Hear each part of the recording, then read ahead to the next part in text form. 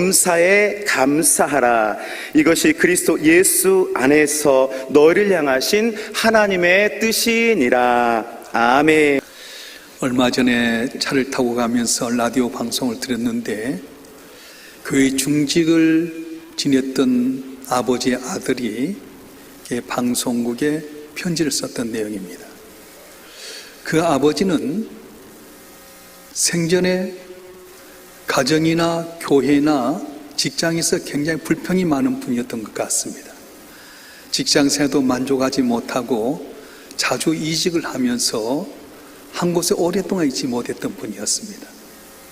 집에서도 아내가 밥을 해주면 감사하기보다는 항상 불평이 많았고 지적이 많았고요. 교회에서도 항상 목사님 어렵게 하고 교인들과의 관계도 싸움을 많이 했던 분이었습니다. 그러다 보니까 병이 들어서 임종을 맞이하게 됐는데 누구 하나 찾아온 사람이 없었습니다. 결국 이분이 죽음을 바로 앞에 두고 자녀를 다 모았습니다. 그리고 유언을 했는데 그 유언의 내용이 뭐냐면, 얘들아, 넌 절대로 야당하지 말아라, 여당해라, 이런 내용이었습니다. 야당하지 말아라, 여당해라. 정치 현장에 보면 항시 야당은 여당이 했던 걸 비난하게 됩니다. 물론 야당이 나쁜 건 아닙니다. 잘못 가는 길이 있다면 올바른 방향을 정해서 비판해가 균형을 잡아야 되는데, 문제는 항상 남을 비난하고 정죄하다 보니까 내 마음에 병이 들게 되고 내가 잘못된 삶을 살게 된다는 거예요.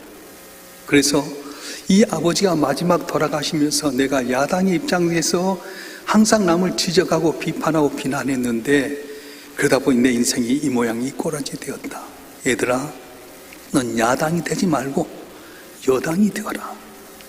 그래서 이 아들이 마음을 결정하고 자기도 아버지 닮아서 항상 긍정적인 면에서 하려고 하는데, 어렸을 때 배우고 온 것이 아버지가 항상 비난하고 불평했던 걸 닮아서 자기도 모르는 사이에 그 몸이 된 것 같다. 그래서 내 자녀가 나를 볼 때나 할아버지 볼 때 혹시 내 몸에 밴 그 불평불만하고 야당적인 비난을 닮지 않을까 염려해서 기도를 요청한 그런 내용이었습니다. 똑같은 상황 가운데 불신자들은 안 되는 것 봅니다. 불평하고 불만합니다. 그런데 우리 믿는 성도는 어떻습니까? 똑같은 상황 가운데서도 나를 위해서 십자가에 못 박히신 예수님, 영원히 멸망당할 수밖에 없는 죄인들이 예수로 말미암아 구원받은 것을 감사하고 여기까지 지켜준 것 감사하고 이 땅을 끝나고 나면 영원한 천국이 있음을 믿고 감사하며 사는 것이 바로 성도라고 하는 것입니다. 그래서 이런 모습을 보면서 세상의 삶 도전을 받게 됩니다. 위로를 받게 되고 소망을 얻게 됩니다. 이것이 바로 하나님의 영광을 꾀하는 그런 성도의 모습이라고 하는 겁니다. 사람들은 흔히 감사가 기분 좋을 때 나온 말이라고 생각합니다. 그런데 성경 그렇게 말하지 않습니다. 감사는 선택이 아니라 명령입니다. 하나님 우리가 감사를 원하셨습니다. 왜 그렇습니까? 감사 속에 하나님의 뜻과 하나님의 복이 숨겨져 있기 때문에 그렇습니다. 그래서 오늘 본문의 말씀도 범사에 감사하라고 하는데, 골로새서 5장 18절 말씀 한번 다 같이 읽어볼까요? 데살로니가전서 5장 18절 시작. 범사에 감사하라. 이것이 그리스도 예수 안에서 너희를 향하신 하나님의 뜻이니라. 아멘. 다시 한번 시작. 범사에 감사하라. 이것이 그리스도 예수 안에서 너희를 향하신 하나님의 뜻이니라. 아멘.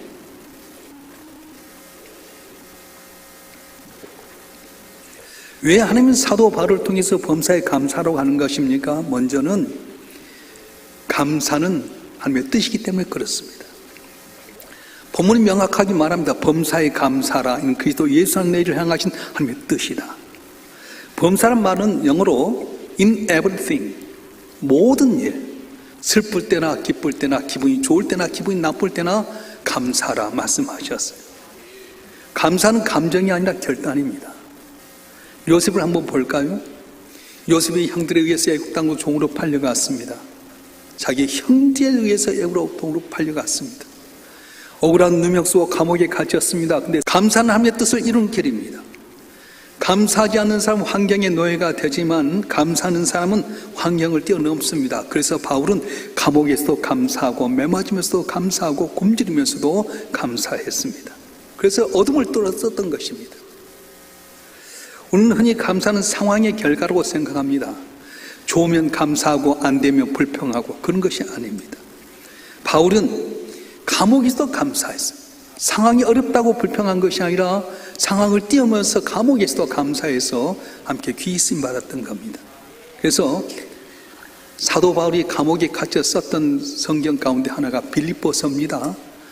감옥의 차디찬 바닥에서 쇠고랑을 차게 되고 메마짐과 배고픔 가운데 어려운 상황이었는데 뭐라고 고백합니까? 한번 읽어볼까요?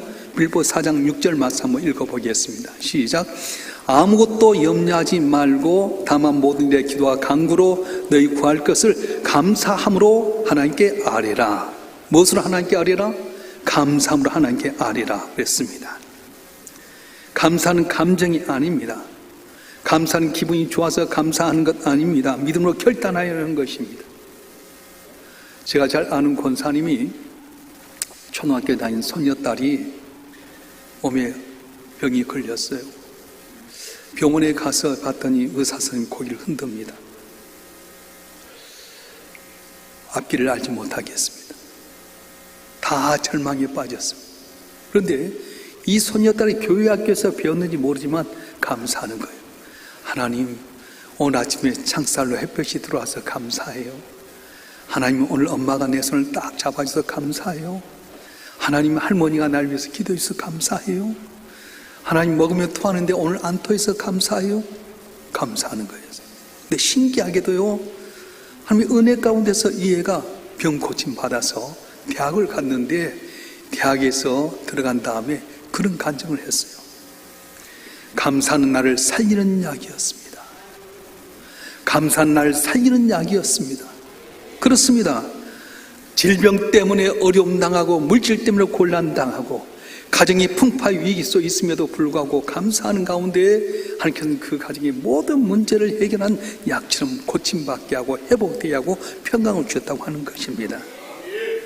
감사는 환경을 바꾸지 못할 때 환경을 보는 내 마음을 바꾸게 만들어 준 겁니다. 바울은 아무것도 염려하지 말라고 말합니다. 하지만 현실 속에서 우리가 염려가 없는 것이 어디 있습니까? 다 염려입니다. 몸이 아파서 염려하고요, 사업이 안 돼서 염려하고, 직장인가 스트레스 받아서 염려하고요, 애들 잘 켰는데 내 마음대로 안 돼서 염려하고, 모든 게 다 염려투성입니다. 그런데 바울은 염려하지 말라고 하면서 즉시로 그 대안을 제시하는데 뭐라고 제시합니까? 다만 모든 일에 기도와 간구로 너희 구할 것을 감사함으로 하나님께 아뢰라. 그래서 기도와 감사는 하나님의 은혜를 받는, 염려를 이길 수 있는 두 날개라고 말씀하는 거예요. 염려는 문제를 키우지만 기도는 문제를 하나님께 올려보내게 되고, 감사는 하나님 일하심을 바로 믿게 하는 겁니다. 여러분, 내 삶 가운데 상황이 어렵고 힘들다 할지라도 그것 때문에 낙심하고 불평하지 마세요. 불평하면 불평할수록 산에서 메아리 쳐듯이 내겐 더 불평거리 어려움이 오게 됩니다. 그러나 그 어려운 가운데서도 하나님이 나와 함께 계심을 믿고 감사한 게 하나님의 뜻이라고 생각하면 함량에 서주신 하나님께서 이런 고난이 변해 기쁨이 되게 하여 주시고 눈물이 변해 진주가 되는 은혜를 베풀어 주실 것입니다. 이런 복이 여러분께 있기를 주님으로 축원합니다. 왜 하나님께 사도 바울을 통해서 감사하라 했을까요? 감사는 기적을 일으키기 때문에 그렇습니다. 예수님께서 베스다 들녘에 있을 때 많은 사람들이 모아들었습니다. 장정만 5,000명, 여자 노인 어린이까지 2만 명의 수가 모였습니다. 해가 뉘엿뉘엿 져갈 때 주님은 그들을 불쌍히 여겼어요. 갈 걸 알지 못하는 그들을 향해서 뭔가 먹이고 싶었습니다. 제자는 말합니다. 내가 먹을 걸 주어라. 주님, 이 들녘에서 어디서 빵을 삽니까? 200데나리 갖고 다 사지 못합니다. 그때 안드레가 어린애가 가지고 왔던 조그만 도시락, 보리떡 5개, 물고기 2마리를 주님 앞에 드렸습니다. 그때 주님께 기적을 나타내기 전에 뭐 하십니까? 하늘 우러보면서 감사했다고 말합니다. 그렇습니다. 비록 보리떡 5개, 물고기 2마리, 상황은 좋지 않지만 감사했더니 하나님께 하늘문을 열어서 떼고 나눠줘도 부족함이 없는, 그들이 먹고도 12강이 남는 놀라운 기적을 베풀어 주셨습니다. 감사할 때 기적이 일어납니다. 나사로가 죽은 지 나흘이 되었습니다. 모든 삶이 절망 가운데 있습니다. 주님께서 왔을 때 마르다 마리아가 말합니다. 주님 여기 계셨으면 내 어머니가 살았을 텐데 왜 이제 오셨습니까? 비통해하는 그들과 함께 눈물을 흘리시면서 무덤을 가로막고 있는 돌을 옮겨 놓으라고 말씀하십니다. 그리고 나서 뭐라고 말씀합니까? 감사했어요. 아버지여 내 말 들은 것을 감사하나이다. 그리고 나서 여전히 죽어서 나흘째 돼서 냄새나는 나사로를 향해서 말씀합니다. 나사로야 나오너라. 어떻게 될게요? 죽었던 나사로가 일어난 역사가 있었습니다. 예수님은 언제나 어떤 기적을 나타내기 전에 감사했어요. 다니엘서 6장에 보게 되면 다리오 왕의 금원으로 말미암아서 누군지 다리오 왕 외에 다른 신에게 절하면 사자굴에 들어가게 만들었습니다. 이 사실을 알던 다니엘이 어떻게 합니까? 다니엘서 6장 10절 말씀 한번 읽어보겠습니다. 다니엘서 6장 10절 말씀 시작. 다니엘이 조서의 왕의 도장에 찍힌 것을 알고도 자기 집에 돌아갔으면 윗방에 올라가 예루살렘을 향한 창문을 열고 전에 하던 대로 하루 3번씩 무릎 꿇고 기도하며 그의 하나님께 뭐 했더라? 감사하였더라. 자기를 시기하고 질투한 사람들이 왕에게 뇌물 주면서 하나님께 예비하고 감사한 자는 사자굴에 연다는 말을 듣고도 여전히 예전에 하던 대로 하나님 향해서 예배하며 감사했더니 그 결과 어떻게 됩니까? 사자굴에 들어갔는데 하나님께서 사자의 입을 막아버리셨어요. 그리고 나서는 그는 더욱더 존귀한 자가 되고 시기 질투했던 사람들의 가족이 사자굴에 들어갔는데 던져졌는데 땅에 닿기도 전에 사자가 움츠려 뼈가 으스러졌다 성경 이야기합니다. 여러분, 감사는 기적의 씨앗입니다. 불평은 문제를 확대시키지만 감사는 가능성을 확장시키게 됩니다. 여러분, 감사는 절망의 털을 뚫는 빛입니다. 환경 바라보고 불평 불만하기보다는 오히려 감사는 여러분 되길 주로 축원합니다. 감사할 때 기적은 오늘 또 일어날 줄로 믿습니다. 왜 하나님께서 사도 바울을 통해 범사에 감사를 했을까요? 감사는 하나님을 기쁘게 하기 때문에 그렇습니다. 하나님 어떤 사람 좋아하십니까? 감사하는 사람. 왜냐하면 감사는 하나님을 신뢰한다는 증거이기 때문에 그렇습니다. 이스라엘 백성들이 10가지 재앙을 통해서 애국을 탈출하게 됩니다. 홍해바다가 갈라진 기적을 체험했습니다. 그런데 광야 생활 가운데 항상 불평불만입니다. 줄 것이 없어서 우리 광야로 머리서 죽게 하느냐 불평불만하다 보니까 약속의 땅 가나안 땅을 약속받았지만 결국은 들어가지 못한 세대들이 있었습니다. 그런데 여호수아 갈렙은 뭐라고 말합니까?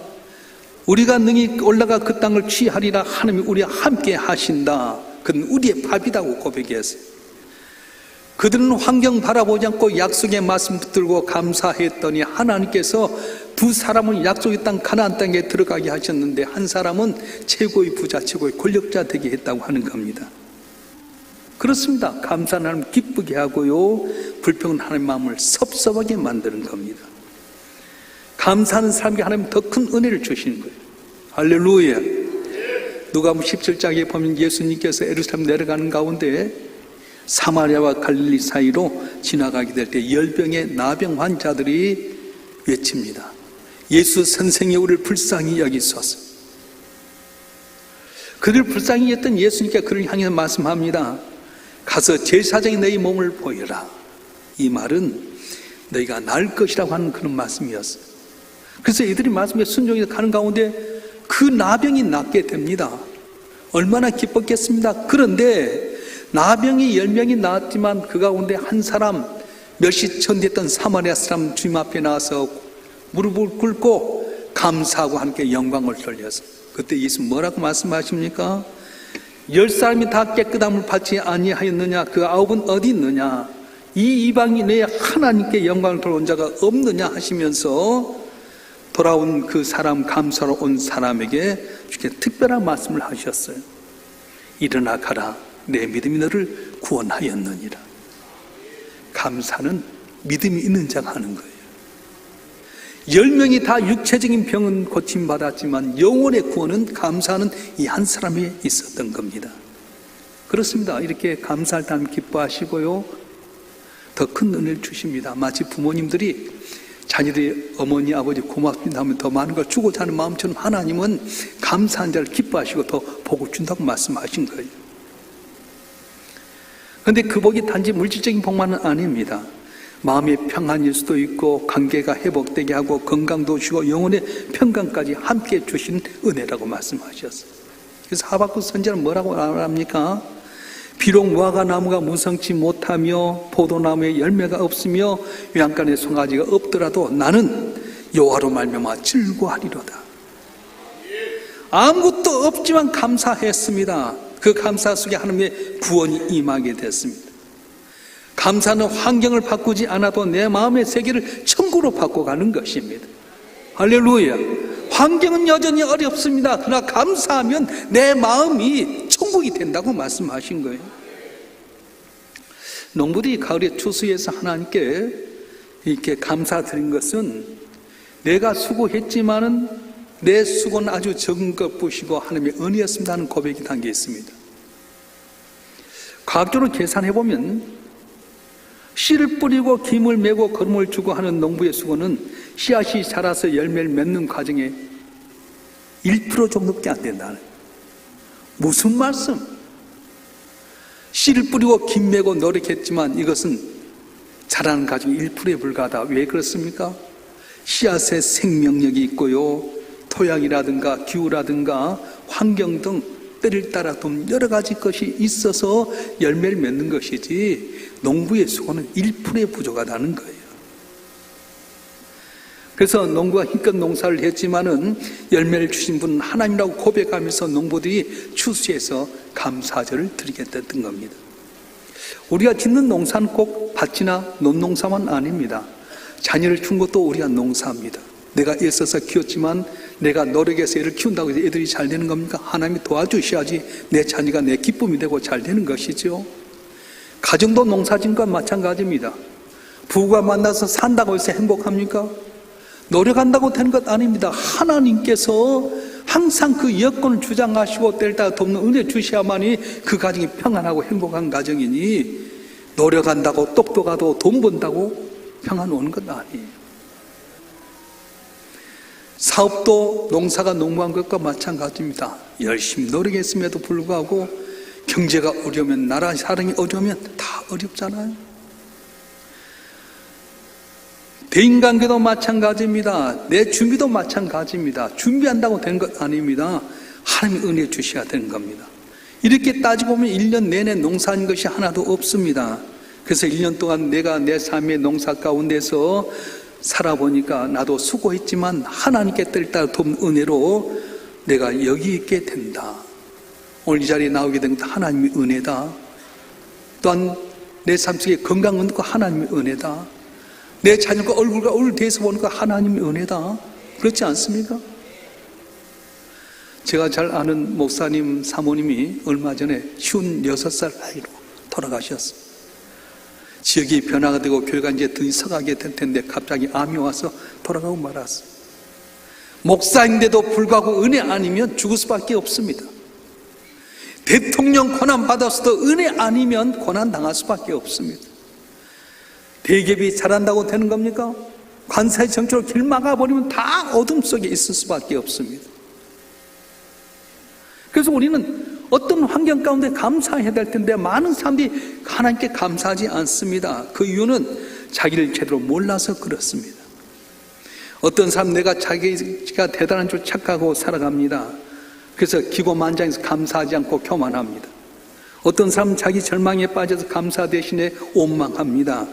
인간이 안고 있는 근본적인 문제 하나하나가 뭡니까? 내가 누구인가 하는 자기 정체성의 문제라고 하는 거예요. 사람들은 자기가 입고 다니는 옷을 가지고 자기 정체성을 나타냅니다. 명품 입으면 자기가 존귀한 줄 알고 있잖아요. 사람들은 자기가 타고 있는 차를 갖고 자기 정체성을 드러내려고 합니다. 그래서 우리 한국 사람은 작은 차 안 타는 거야. 큰 차 타면 부자인 줄 알잖아요. 부동산 하신 분들은 대부분 차를 제일 고급 차를 탄답니다. 제가 물었어요. 집도 없고 전세 사는 분인데 최고급 차를 타서 이렇게 좋은 차 탑니까? 그랬더니 좋은 차 안 타면은 거래한 사람이 부동산 거래 안 한대. 좋은 차 타야지 내 정체성이 높아지질 않아요.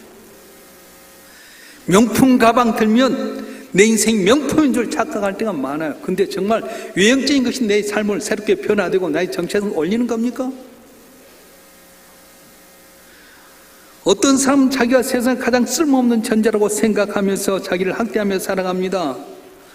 열등감 속에서 자기를 자각하게 만들어 갑니다. 왜 그랬습니까? 비교하니까. 외형적인 모습 갖고 비교하다 보니까 열등감에 빠져서 자기 비하에 자기 자학에 빠질 때가 많습니다. 어떤 분은 돈이 좀 있고 지가 올라가게 되면 자기가 최고인 양 생각하고 과대평가하면서 자기 도취에 사로잡혀 있습니다. 그리고는 자기 숭배하면서 살기도 하는 겁니다. 여러분, 내가 누구인가를 잘 알 수 있는 거울이 있습니다. 내가 누군가를 잘 알려준 안내가자가 있습니다. 누구입니까? 십자가에 못 박히신 바로 예수 그리스도이십니다. 나는 보잘것없어. 난 죽을 수밖에 없는 존재야. 나는 가능성 없어도 그래도 십자가 바라보면 내 대신 예수님이 십자가에 못 박혀 돌아가셔서 내가 구원받았고 하나님의 자녀가 되었고 내 힘대로 사는 것이 아니라 하나님이 도와주셔서 나는 영원한 천국에 갈 수 있어 소망 얻게 되는 거예요. 돈 있고 권력 있다고 뻑이지만은 십자가 바라볼 때 어떻습니까? 아, 나는 죽을 수밖에 없는 존재였는데 예수님 날 위해서 십자가에 못 박혀 죽으심으로 말미암아 죽을 수밖에 없는 내가 죄인에서 의인이 되었고 하나님의 은혜로 살았구나. 나는 주 앞에 보잘것없는 존재구나. 겸손해질 수 있게 된다는 거예요. 그럼 우리는 십자가 바라보는 거예요. 할렐루야. 가능성 없습니까? 염려하지 마세요. 십자가 볼 때 소망이 있고 언젠가 때가 되면 높이 나는 귀한 때가 있을 줄 믿습니다. 지금 잘 됐다고 교만하지 마세요. 멸망당할 수 없는 존재인데 예수의 십자가로 말미암아 구원받아 하나님의 은혜 받았기 때문에 겸손할 수밖에 없다고 하는 겁니다. 그래서 사도는 항상 감사했어요. 감옥에 갇혔어도 감사했고 매를 맞으면서 감사했고요, 먹지 못하면서 감사하게 된 겁니다. 몇 구절 성경 볼까요? 우리 디모데전서 1장 12절 말씀 보겠습니다. 디모데전서 1장 12절 말씀 한번 보겠습니다. 시작. 나를 능하게 하신 그리스도 예수 우리 주께 내가 감사함은 날 충성되이 여겨 내게 직분을 맡기심이니. 아멘. 우리 장로님들, 권사님들, 집사님들 감사하세요. 보잘것없는 나를 충성되이 여겨 직분 주신 거 감사해야 돼요. 내가 똑똑하고 능력이 있습니까? 버림받아 죽을 수밖에 없는, 영원히 멸망당할 수밖에 없는 나를 지금 충성되이 여기서 직분 주신 것 감사한 것처럼 감사하며 충성하는 여러분 되시길 바랍니다. 고린도후서 9장 15절 말씀도 한번 보겠습니다. 고린도후서 9장 15절 시작. 말할 수 없는 그의 은사로 말미암아 하나님께 감사하노라. 아멘. 이 말은 무슨 뜻이냐면 핍박했고 포용됐던 사도 바울이 주님 만나고 난 다음에 그에게 은사를 주셨는데 가면 복음 전할 때 병든 자가 낫게 되고요, 죽은 자가 살아나게 되고요, 많은 이방인들이 주 앞에 돌아온 역사가 있었어요. 오늘도 우리가 마찬가지입니다. 내가 힘있고 능력이 있어서 한 것이 아니라 여러 가지 은사를 주셔서 오늘도 내 삶 가운데 평안하고 건강하고 또 행복하게 사는 것 은혜지 않습니까? 없는 것만 바라면 불평불만입니다. 그런데 주신 것이 얼마나 많습니까? 차 타고 갔는데 교통사고 없는 거 감사하고요, 대단한 거 안 했는데도 불구하고 건강 주셔서 여기 있는 거 감사하고요, 내가 한 것 없는데도 이렇게 좋은 환경 가운데 예비한 것도 감사하고요, 할렐루야. 무엇보다도 내가 하나님의 자녀 되어 영원한 천국 가는 거 감사해야지. 이딴 게 다 아니지 않습니까?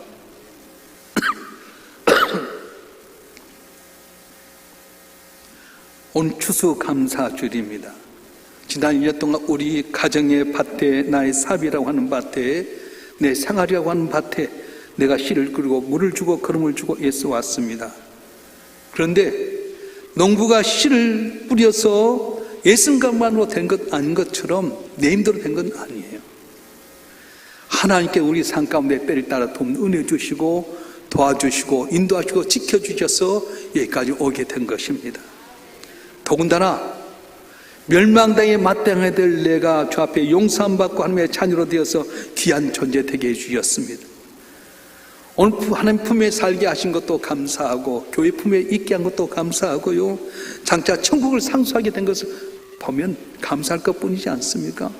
그래서 사도 바울을 통해 우리 주님께 주신 말씀은 범사에 감사라고 말씀하는 거예요. 감사에는 하나님의 뜻이 있는 겁니다.